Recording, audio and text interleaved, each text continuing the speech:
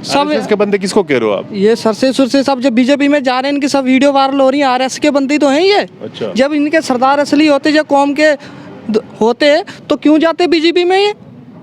तो ये जो वो कर रहे थे, जैसे जमानत करवा रहे थे लोगों की, फर्जी मुकदमे से छुड़वा रहे थे, ये सब क्या क्या था फिर? अपना बॉर्डरों पे लड़ाई होती है, ये कैसे पता कर लेते हैं वहाँ पे इतने शहीद हो गए, इतने शहीद हो गए, इन्हें यहाँ पे नहीं पता लग रहा भी बॉर्डर पे कितने शहीद हो गए।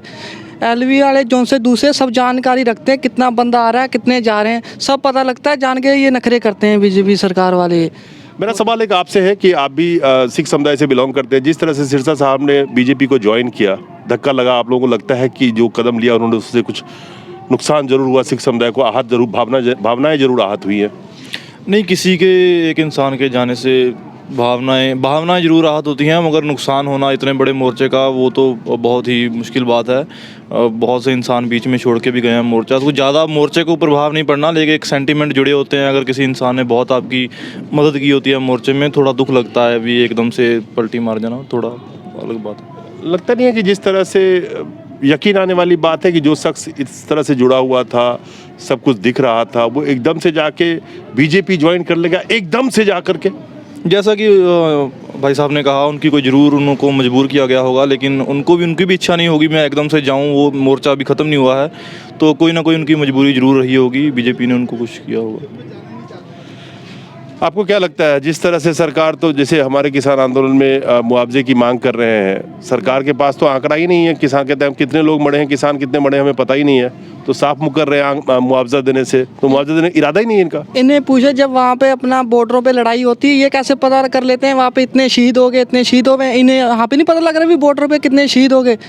एलवी वाले जोन से दूसरे सब जानकारी रखते हैं, कितना बंदा आ रहा है, कितने जा रहे हैं, सब पता लगता है, जान के ये नखरे करते हैं बीजेपी सरकार वाले, मोदी सरकार।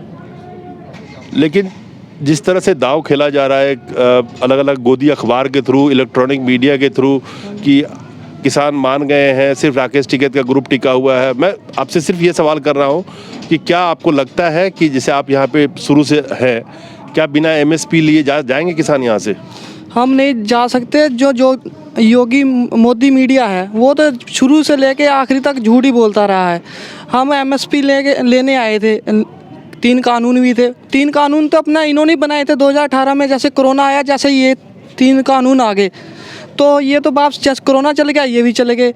सबसे बड़ी लड़ाई तो हमारी एमएसपी की है, एमएसपी लेके घर को जाएंगे जब ही जाएंगे, नहीं तो हम नहीं जाएंगे। तो एमएसपी लेके जाएंगे। सवाल ये है कि जो मनजिंदर सिंह सिरसा ने कदम उठाया, वो किस मजबूरी में उठाया, ये आने वाले वक्त पे पता जरूर चलेगा। खैर, क्या लगता है आपको, सिरसा साहब ने किस मजबूरी में ये कदम उठाया? वो सब आरएस के बनते, इनकी पहली सेटिंग होती है। तो देखो, जब जाना ही था पंजाब की जथेबंदियों के साथ बात कर लेते तो किसान मोर्चे में जुट जाते आगे, जरूरी बीजेपी में जाना था।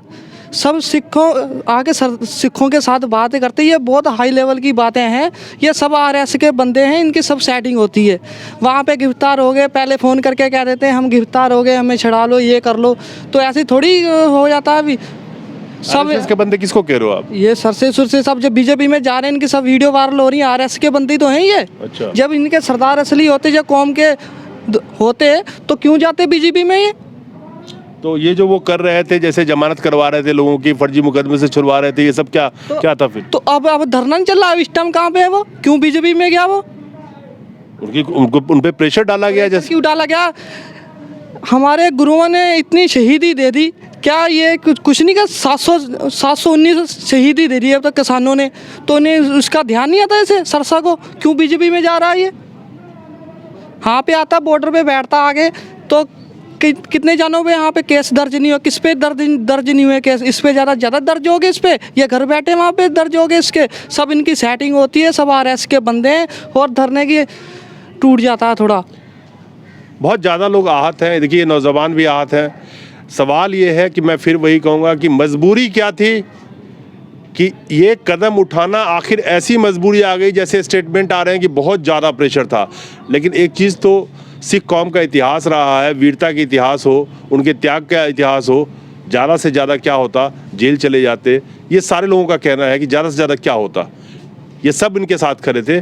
लेकिन आखिर उन्होंने इस वक्त, जब किसान मोर्चा अपने पूरे आखिरी दम पे लड़ाई लड़ रहा है और आखिरी लड़ाई लड़ रहा है, उस वक्त सिरसा जी का इस तरह से बीजेपी ज्वाइन करना कुछ ना कुछ कहानी जरूर कहता है। नमस्कार।